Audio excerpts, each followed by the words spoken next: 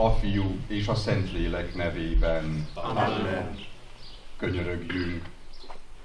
Urunk Istenünk, Te sokféleképpen és sokféle módon szüntelenül kinyilatkoztattad magadat az embereknek, és áldásoddal kíséred életünket, munkánkat. Hallgass meg kérésünket, és áld meg ezt az egyházi szakrális múzeumot, amely kulturális örökségünk megőrzésében, a település társadalmi és kulturális fejlődésében vállal szerepet. Add, hogy elődjeink életmódját, szokásait szemlélve és tárgyi emlékeit nézve, a Te gondviselő jóságodat tapasztaljuk és csodáljuk, aki élsz és uralkodol mindörökkön örökké. Amen. Az Atyaisten, a mindenség Ura mutassa meg nekünk útjait. Krisztus, az örök bölcsesség tanítson minket az igazság megismerésére. A Szentlélek világítsa meg mindig értelmünket, hogy az igazat és a jót megismerjük, és amit megismertünk, azt tetteinkkel végre is hajtsuk. Amen.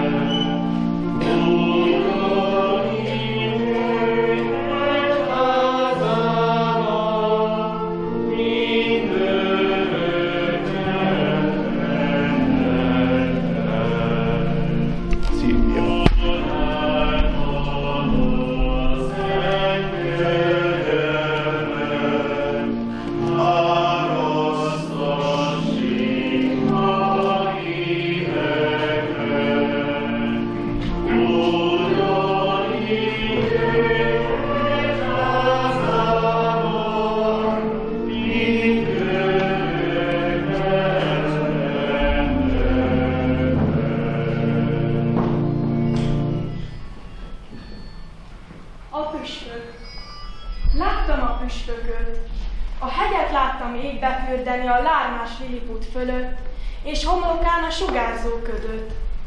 Hát lehet ember ilyen isteni? Ez nem a nagyobb, ez a más.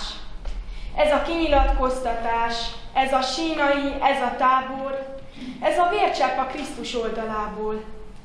Ó, én boldog hívő Tamás! Ő van, nem kell hát én nekem se gyáván kicsinyé lennem a nagyért. Hát van egy isteni fehér, amelyben az egész emberszivárvány egy diadalmas összefénybe fér. Századom élő evangéliumja, esd rám kegyelmet Isten szentje, hogy én bennem is magát megjelentse az Isten teljes szomja, és belőlem is eszközét teremtse. Dicsértessék a Jézus Krisztus!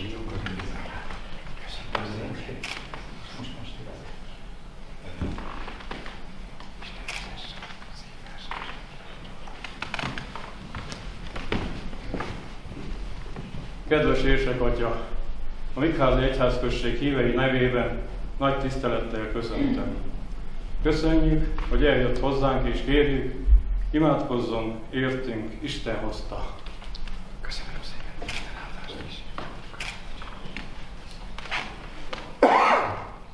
Nagy méltóságú és főtisztelendő érsek-atya. Híveim és a magam nevében tisztelettel és nagy szeretettel köszöntöm meg kettős ünnep. Kettős ünnep először azért, édesatya először van nálunk, és azt nagyon köszönjük. Tudjuk, hogy zsúfolt a programja, nyári program, és emellett talált annyi helyet, hogy a Mikházi híveit meglátogassa. Másfelől ünnep ez a nap azért, mert 10 éves álmunk vált valóra, ma megállthatta édesatya a Szakrális Egyházi Múzeumot. És mindezt Istennek köszönjük meg a látogatást is, a múzeumnak a megvalósulását is, édesanyjáért pedig imádkozunk, hogy máskor is, még sokszor jöjjön el hozzánk. Isten hozta. Köszönjük. Az Atya, a Fiú és a Szentlélek nevében. Amen. Békesség veletek. És a te lelkeddel. Valóban sokszoros ünnepi alkalom a mai.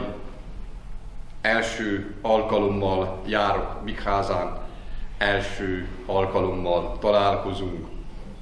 Én úgy érzem, hogy a püspöknek, a főpásztornak ez a legnagyobb öröme, amikor hívei, papjai körében lehet.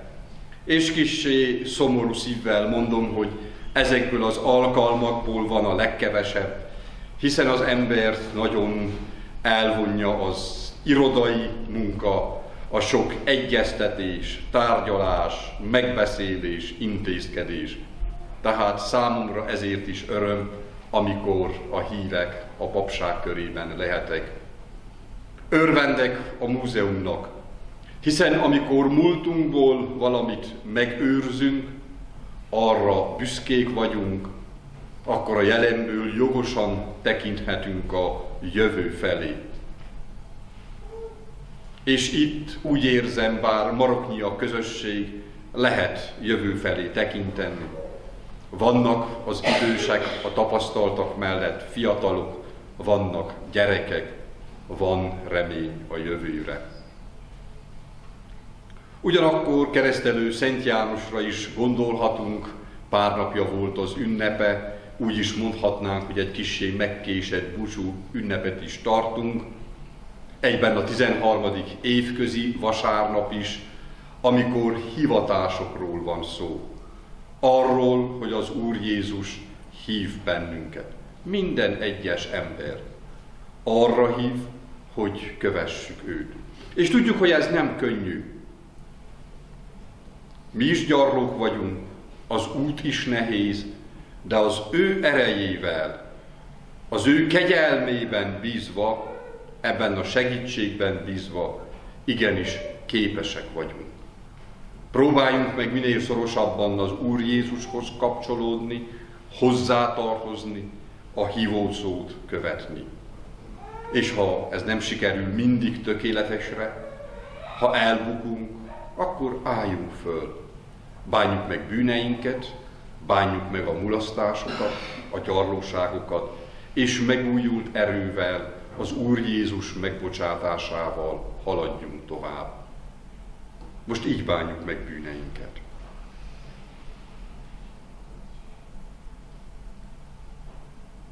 Gyónom. A mindenható Istennek, és nektek testvéreim, hogy sokszor én is sokat vétkeztem, gondolattal, szóval, cselekedettel és mulasztással. Én vétkem, igen nagy vétkem, kérem azért a boldogságos, mindenkor szentlőtelen Szűz Máriát, az összes angyalokat és szenteket, és titeket testvéreim, hogy imádkozzatok érettem Urunkhoz, Istenünkhöz. Irgalmazzon nekünk a mindenható Isten, bocsássa meg bűneinket, és vezessen el az örök életre. Amen.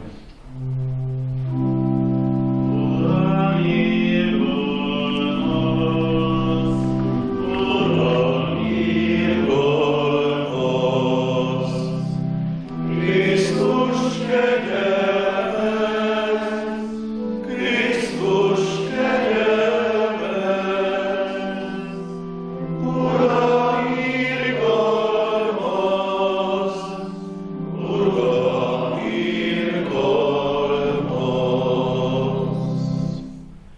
Dicsőség a magasságban Istennek. És a földön élesség a jó akaratú embereknek. Dicsőítünk téged, áldunk téged, imádunk téged, magasztalunk téged, hálát adunk néked, nagy dicsőségedért. Urunk és Istenünk, mennyei király, mindenható Atya Isten, Urunk Jézus Krisztus, te szülött Fiú, Urunk és Istenünk, Isten báránya, az Atyának Fia, te elveszted a világ bűneit, irgalmazd nekünk. Te elveszted a világ bűneit, hallgass meg könyörgésünket. Te az Atya jobbján ülsz, irgalmazd nekünk, mert egyedül te vagy a Szent, te vagy az Úr, te vagy az egyetlen Bölcség, Jézus Krisztus, a Szentlélekkel együtt, az Atya Isten dicsőségében. Amen.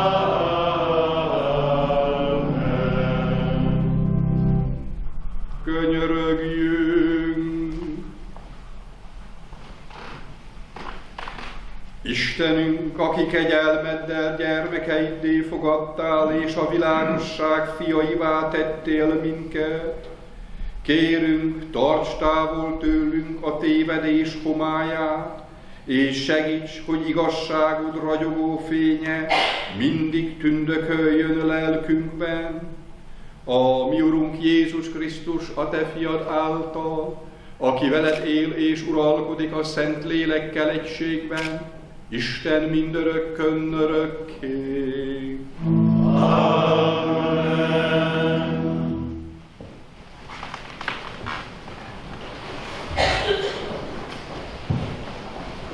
Olvasmány a Királyok első könyvéből. Élés próféta élete vége felé parancsot kapott az Úrtól. Kent fel magad helyett prófétává Elizeust, Safát fiát.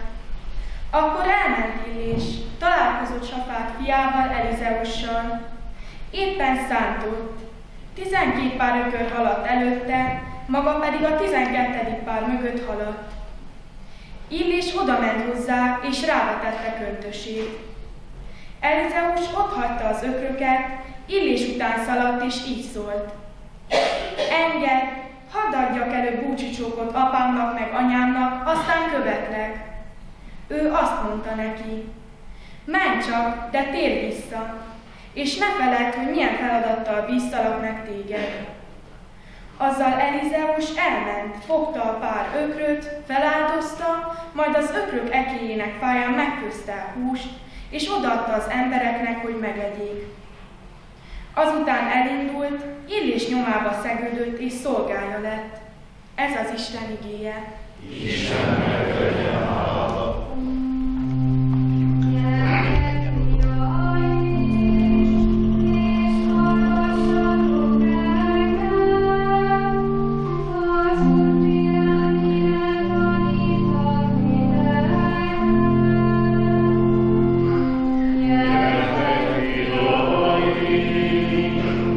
És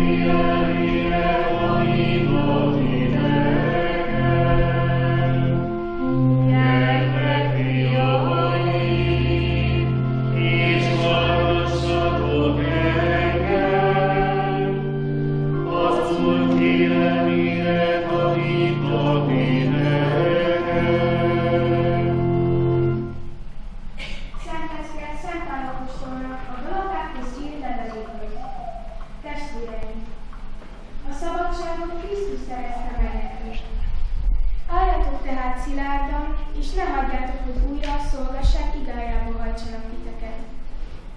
Testvéreim, a meghívásotok szabadságra szól, csak ne éljetek vissza a szabadsággal a test javára, hanem szeretettel szolgáljatok egymásnak. Mert az egész törvény ebben a mondatban teljesedik be. Szeresd fele barátodat, mint saját magadat.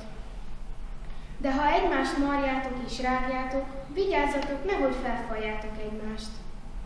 Kérlek tehát benneteket, hogy lélek szerint éljetek, és akkor nem teljesítitek a test kívánságait. A test ugyanis a lélek ellen tusakodik, a lélek meg a test ellen. Ellentétben állnak egymással, s így nem azt teszitek, amit szeretnétek. Vezessen benneteket a Szentlélek, akkor nem vagytok alávetve a törvénynek. Ez az Isten igéje. Istennek legyen hála.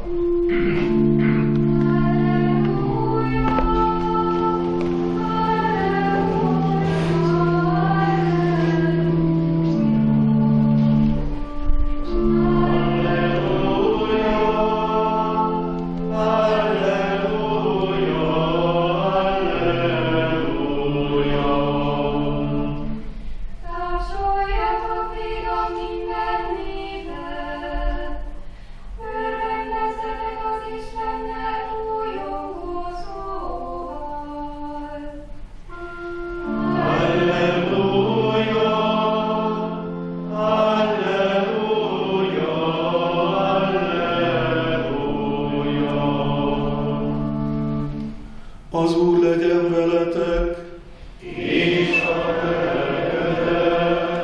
Evangélium Szent Lukács könyvéből. Dicsőség neked, Istenünk! Amikor már közel voltak Jézus szenvedésének és megdicsőülésének napjai, elhatározta, hogy Jeruzsálembe megy. Követeket küldött maga előtt. Ezek elindultak, betértek a szamaritánusok egyik falujába, hogy szállást készítsenek neki, de azok nem fogadták be Jézust, mert Jeruzsálembe tartott. Ennek láttán a tanítványok, Jakab és János felháborodtak. Uram, akarod-e, hogy lehívjuk az égből a villámot, hadd pusztítsa el őket? De ő hozzájuk fordult és megvette őket. Nem tudjátok, hogy milyen lelkület van bennetek. Az emberfia azért jött, hogy az emberek, nem azért jött, hogy az embereket elpusztítsa, hanem hogy megmentse. Ezután másik faluba mentek. Történt pedig, hogy útközben valaki így szólt hozzá, követlek, bárhová mégy. Jézus így válaszolt, a rókának van odúja, az ég madarainak fészke, de az emberfiának nincs hová fejét lehajtania. Egy másikat Jézus szólított fel, kövess engem. Az így válaszolt, Uram, engedd meg, hogy előbb elmenjek és eltemessem apámat. Hagyd a holtakra, hadd temessék el halottaikat, mondta neki, te pedig menj és hirdesd az Isten országát. Egy harmadik ezt mondta neki, Uram, követlek téged, de engedd meg, hogy előbb elbúcsúzzam a családomtól. Jézus így válaszolt, aki kezét az eke szarvára tette, és mégis hátra tekint, nem alkalmas az Isten országára. Ezek az evangélium igéi. Háló téged, Krisztus!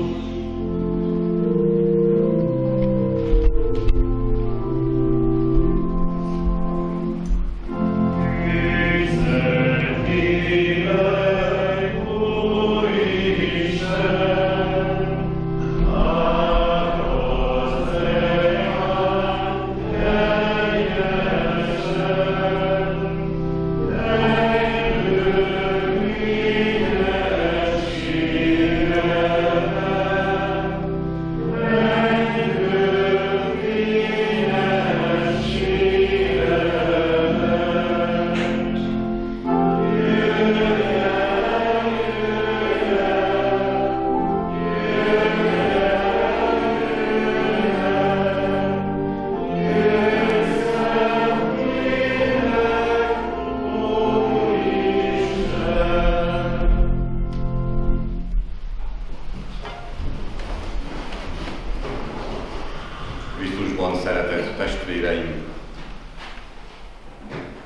Mindannyiunk életében vannak fordulópontok.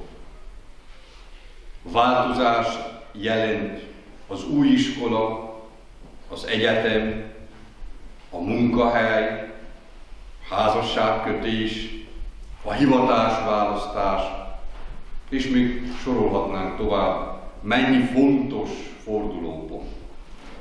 Talán olyan pont is volt az életünkben, ahol gyökeres, radikális változás történt.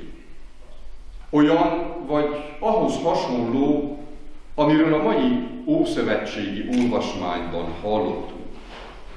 A szentírási részletnek a főszereplője a gazdag Elizeus. Hát aki 12 pár ökörrel szánt, az biztos, hogy gazdag volt. Végzi a munkáját, és váratlanul oda megy Illés próféta, és rádobja a köntösét. A találkozás, ez a gesztus valójában azonnali felavatás, a prófétaságba való beiktatás. És Elizeus egész biztos, hogy mint derült égő villámcsapás éri ez a történés, de tudja, hogy mi történik. Tisztában van a jelentésével. Nyomban elbúcsúzott szüleitől, habozás nélkül feláldozta az ökröket, az ekefáján megfőzte a húst és odaadta az embereknek, hogy megegyék. Miért teszi mindent? Szabaddá válik minden köteléktől, minden kötöttségtől, a múltjától, hogy teljesen hivatásának éljen, amelyre Illés által az Úr meghívta.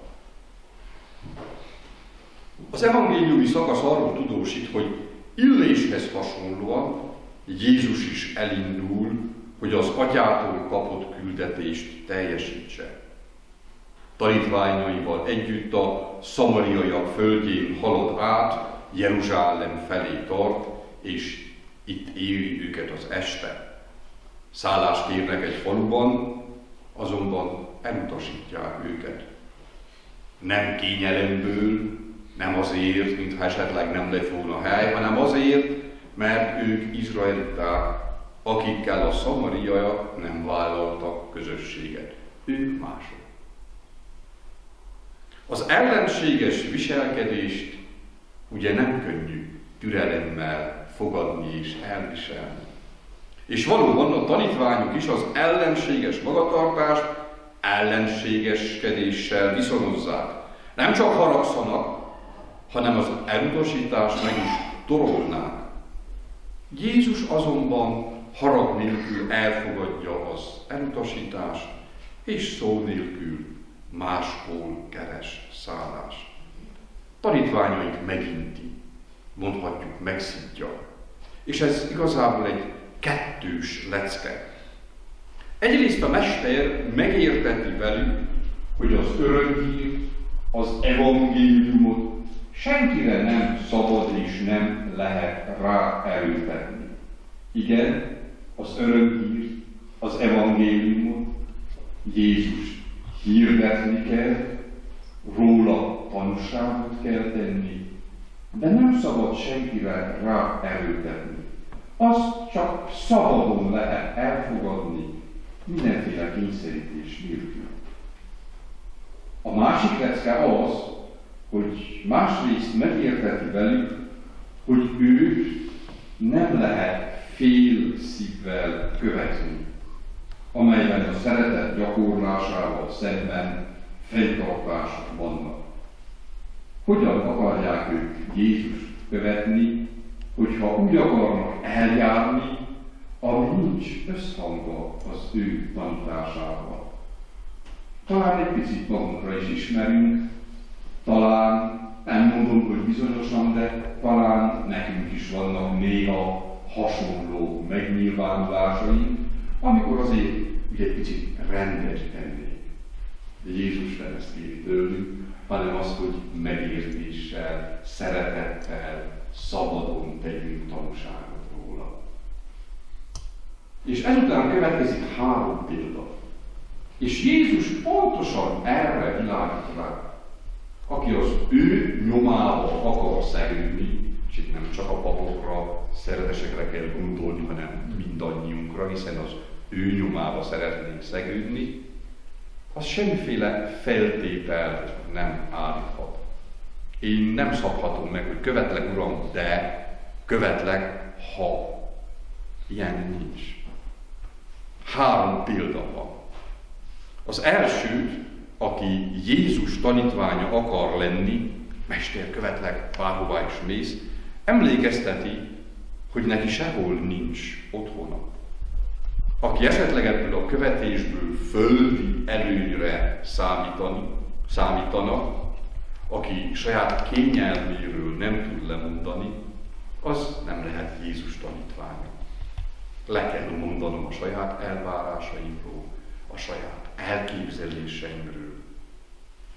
De hogyha őt követem, ennél sokkal többet fogok kapni. A második találkozásnál maga Jézus szólít fel követésére egy fiatalt. És az, akit meghívott, előbb el szeretné temetni az atyját. Hagyd a holtakra a holtakat, mondja Jézus. Vannak dolgok, amiket nem lehet későbbre halasztani. És ebben mi talán nem vagyunk mindig eléggé talpra esettek. Ez olyan, hogyha egy állomáson vagyok, és nem ültem fel a vonatra, amely ott áll, elindulta után bármennyit bámulhatom. A vonat elment. A kihagyott alkalom és az elszalasztott lehetőség nem tér vissza. Amikor a hívószó elhangzik, akkor kell követni. A harmadik, aki Jézus követésére vállalkozik, először el szeretne búcsúzni a családjától. Jézus erre azt válaszolja, hogy senki, aki kezét az ekeszarvára téve hátra tekint, nem alkalmas Isten országára. Elizeus még elbúcsúzhatott a szüleitől. Jézus követése ennél sürgetőbb, nincs idő búcsúzkodni. Aki az ekeszarvát fogja, az nem nézhet hátrafelé. És az első olvasmányban is hallottuk, hogy Elizeus faekével szánt. Tehát el tudjuk képzelni, hogy amikor szánt, nagyon oda kellett figyelni, hogy az eke ne ütközzön kőnek, mert abban eltörheti, nem lehet hátrafelé és másfelé tekingetni. Arra kell maximálisan odafigyelnünk, amire vállalkoztunk. Nem tekinthetünk hátrafelé, szanaszét, mindenfelé. Jézus egész szívet kér, egy radikális döntést. Krisztusban szeretett testvéreim, szent életű püspökünk, Márton Áron ezt így fogalmazta meg, őt idézem. A kereszténység nem lehet fél kereszténység, hanem totális. Vagy egész, vagy semmi. A fél kereszténység nem képes megkötni az omlópartot. Eddig az idézet. És akkor már csak egy kérdésekkel fejezem be. Én, mi képesek vagyunk-e Elizeushoz hasonlóan, hogy habozás nélkül otthagyjunk mindent Jézusért? Vagy vannak kényelmeink, elintézendő földi dolgaink, tekingetések erre-arra? Az én szívem egészen ott van-e Jézusnál? Mert ha nincs ott, ha csak félig van ott, akkor ez a fél odaadás, ez a fél elköteleződés nem képes megkötni az omlópartot. Adja meg a Jóisten, hogy a mi hitünk olyan legyen, hogy ezt az omlópartot tudjuk megkötni és megtartani. Amen. Most így valljuk meg közösen hitünket. Hiszek egy Istenben, minden adótárban, menjen és földnek teremtőjében, és a Jézus Krisztusban, az ő egyszülött fiában,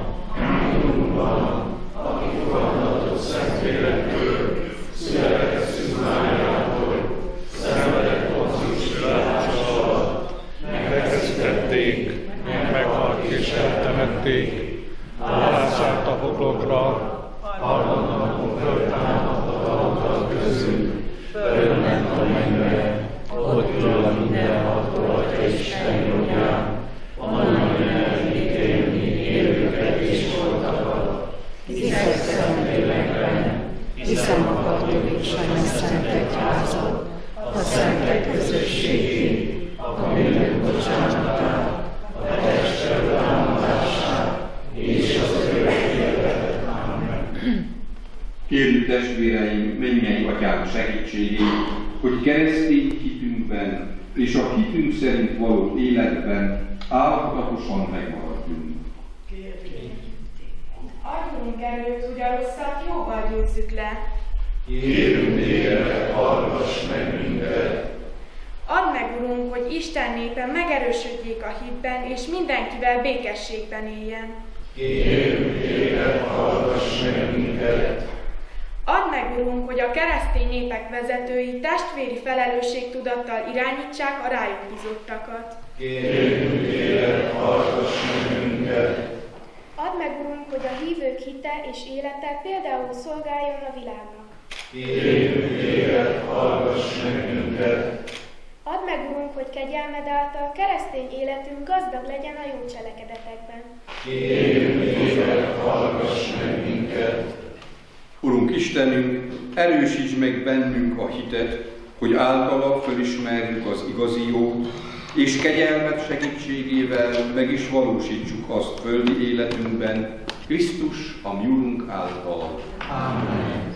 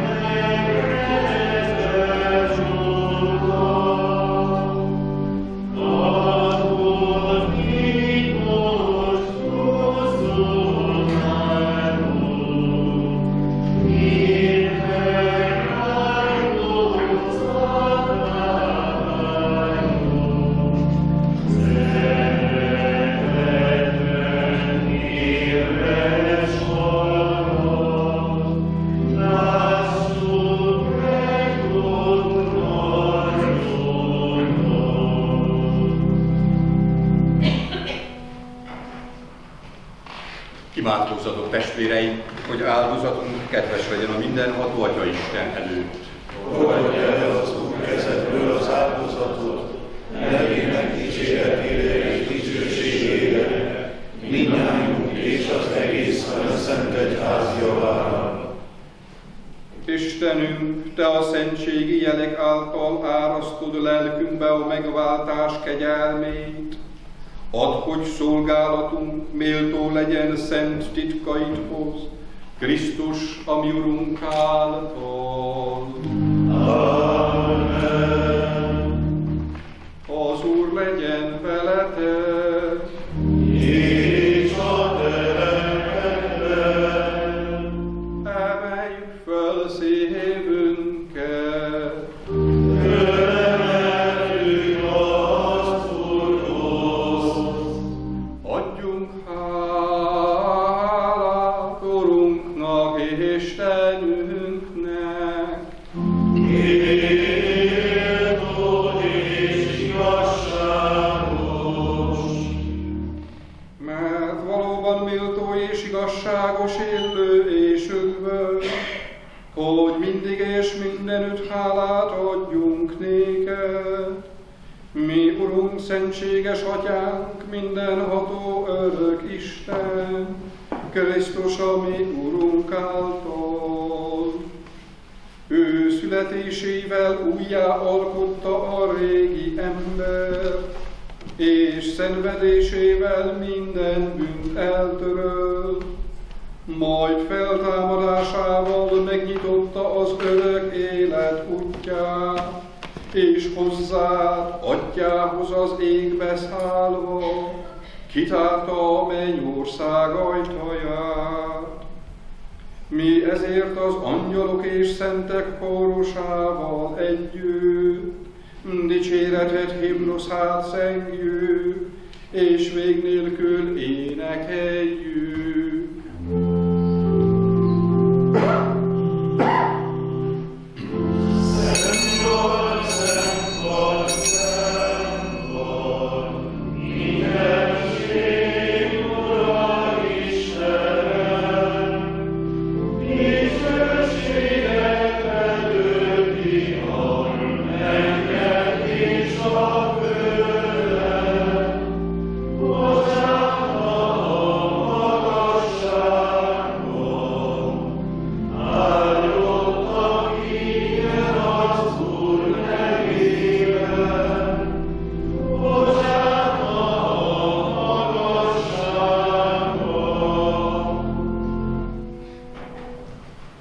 Valóban szent vagy Istenünk, és méltán dicsőít téged alkotásod az egész teremtett világ, mert fiad, a mi Urunk Jézus Krisztus által a Szentlélek erejével éltetsz és megszentelsz mindent, és népet gyűjtesz magad köré szüntelen, hogy napkelettől napnyugatig tiszta áldozatot mutasson be neked.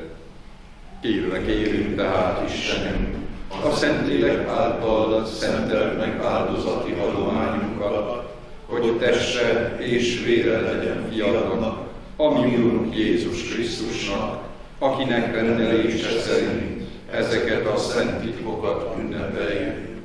Ő ugyanis azon az éjszakán, amelyen elárultatod, kezébe vette a kenyeret, és neked hálát adva áldást mondott, megtörte, majd tanítványainak adta, és így szólt: vegyétek, és egyetek ebből mindnyájan, mert ez az én testem, mely értetek adatik.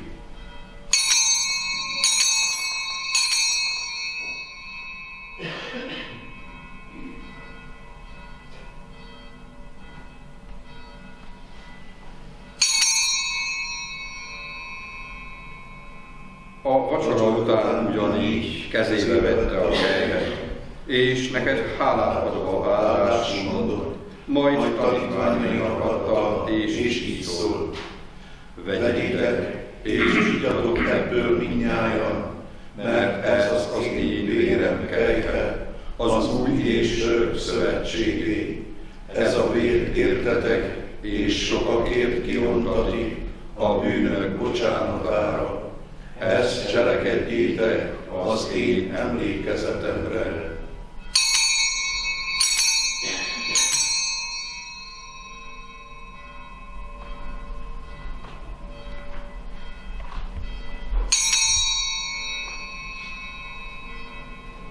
Íme hitünk szent titka. Halálodat hirdettük, Urunk, és itt elvalljuk feltámadásodat, amit elműsz. Annak emlékét ünnepeljük tehát, Istenünk, hogy fiad üdvösségünkért szenvedett, csodálatosan feltámadt, fölment a mennybe, és második eljövetelét várva, hálás szívvel felajánljuk neked ezt az élő és szent áldozatot. Tekints kérünk egy házat áldozati adományára, ismerd föl benne fiad áldozatát, amely által kiengesztelődni akartál. Add, hogy mi, akik az ő testét és vérét magunkhoz vesszük, szent lelkével eltelve, egy test és egy lélek legyünk Krisztusban.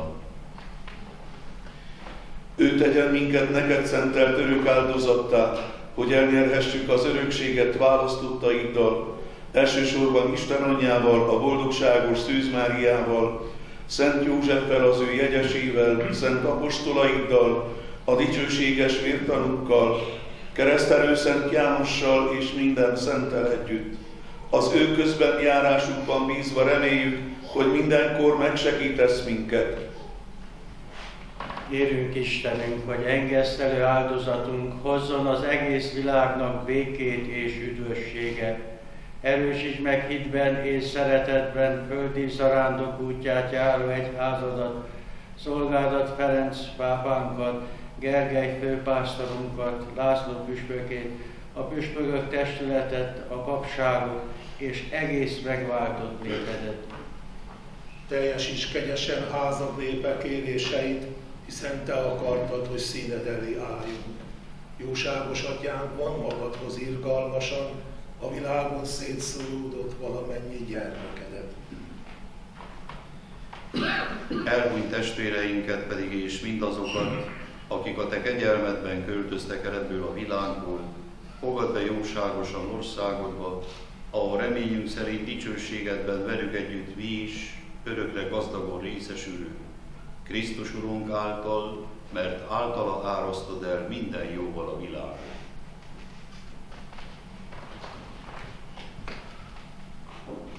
Ő által, ő veled és ő benne, a tiéd mindenható Atya Isten, a Szentlélek keletségben, minden tisztelet és dicsőség, mindörökkön örökké.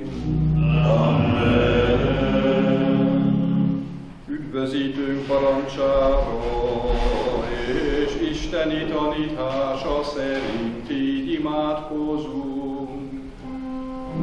Mi Atyánk, aki a mennyekben vagy, szenteltessék meg a te neved. Jöjjön el a te országod, legyen meg a te akaratod, amint a mennyben, úgy a földön is. Mindennapi kenyerünket add meg nekünk ma, és bocsáss meg vétkeinket, miképpen mi is megbocsájtunk az ellenünk vétkezőknek, és ne vigy minket kísértésbe, de szabadíts meg a gonosztól. Szabadíts meg, kérünk, Urunk, minden gonosztól, adj kegyesen békét napjainkban, hogy irgalmadból mindenkor bűn és baj nélkül éljünk, míg reménykedve várjuk az örök boldogságot, és üdvözítőnknek, Jézus Krisztusnak dicsőséges eljöttét. Mert tiéd az ország, a hatalom és a dicsőség, mindörökké. Amen. Feltámadása után Jézus így köszöntötte tanítványait: békesség nektek. Ezért kérjük, Urunk Jézus Krisztus, te legyőzted a bűnt és a halált. Ne vétkeinket nézed, hanem egyházat hitét. Őrizd meg szándékod szerint békében, és add meg teljes egységét, aki élsz és uralkodol mindörökkön örökké. Amen. Az Úr békéje legyen veletek mindenkor. És a te lelkeddel. Köszöntsétek egymást a béke jelével. Legyen békesség köztünk mindenkor.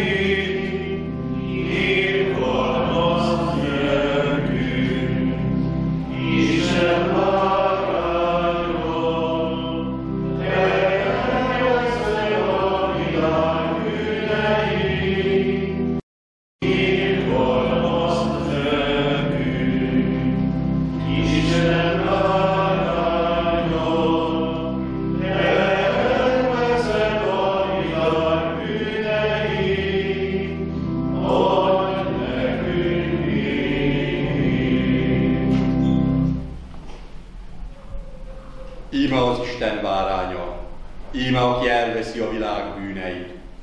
Boldogok, akiket meghív asztalához Jézus, az Isten báránya.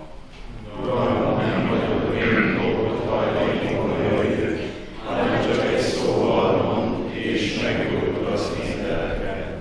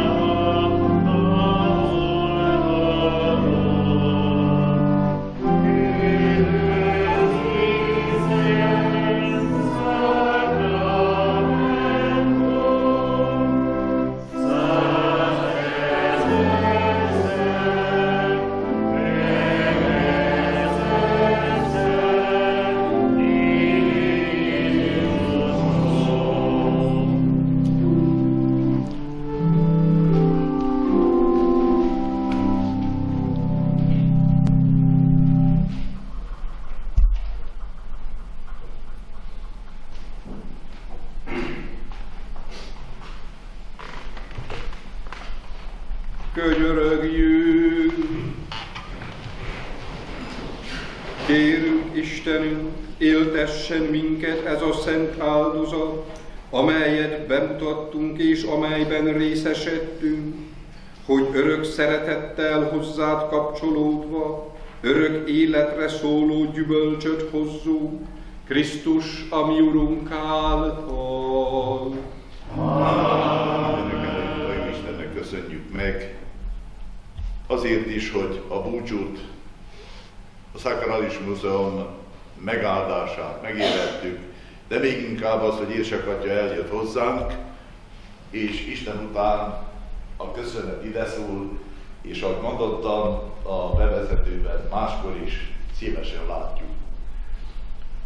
És hát annyi mindent kellene megköszönni, mindig a legutolsókkal kezdem, de ha valakit kihagynék, akkor előre kérem az elnézést, mert annyi név van, és innen még egy néhányat ki is hagytak, hogy kevesebb legyen, aztán meglátjuk, hogy aki ez nem jut el, már innen üzenem neki, hogy köszönet. Elsősorban a Nyáramenti kistérségnek a tagjaiért, a polgármester urakért, akik közül 3-an jelen vannak, hálásan köszönjük a pénznek a megszerzését, teremtését, mert azt mondják, hogy ha van pénz, bárki tud azzal vásárolni. Ha nem lett volna pénzünk, nem lenne akkor most múzeum.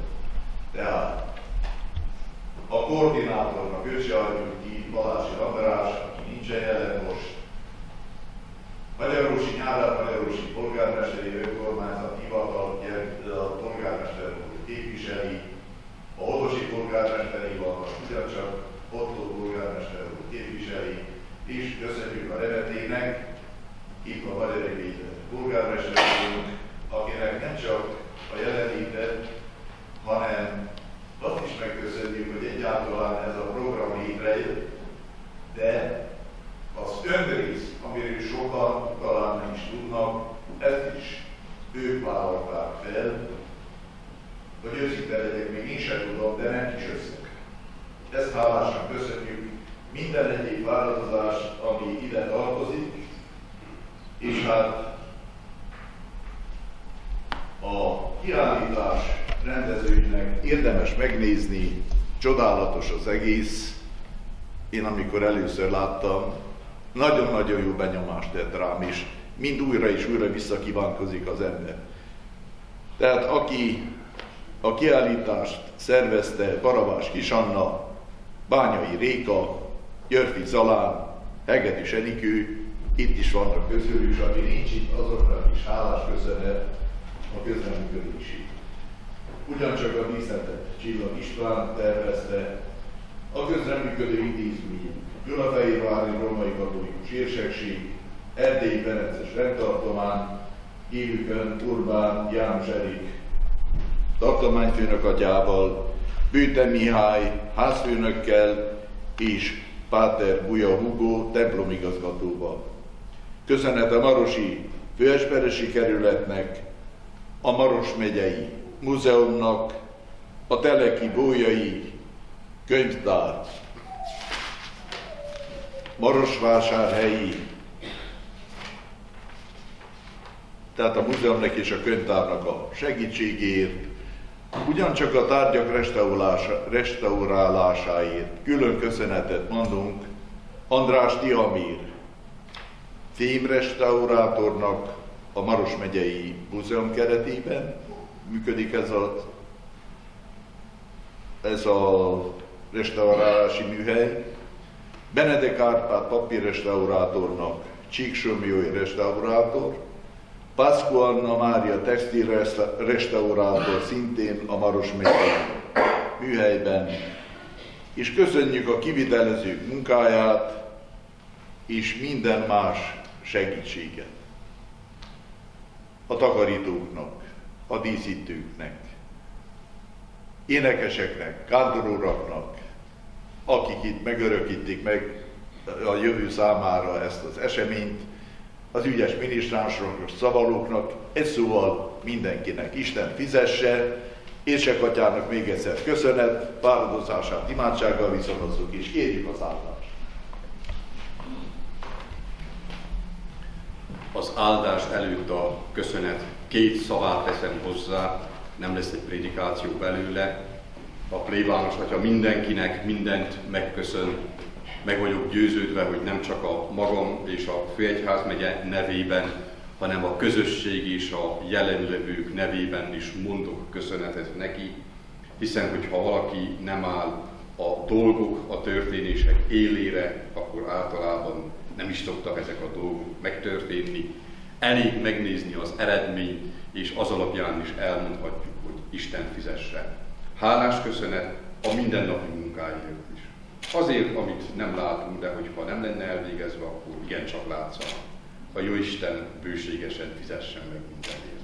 Köszönöm. Az Úr legyen veletek, és a te lelkeddel, legyen áldott az Úr neve. mostantól fogva és mindörökké, Segítségünk az Úr nevében. ki az eget és a földet teremtette. Áldjon meg benneteket a mindenható Isten, az Atya, a Fiú és a Szentlélek. Amen. A Szent Mise áldozatot bemutattuk, menjetek békével.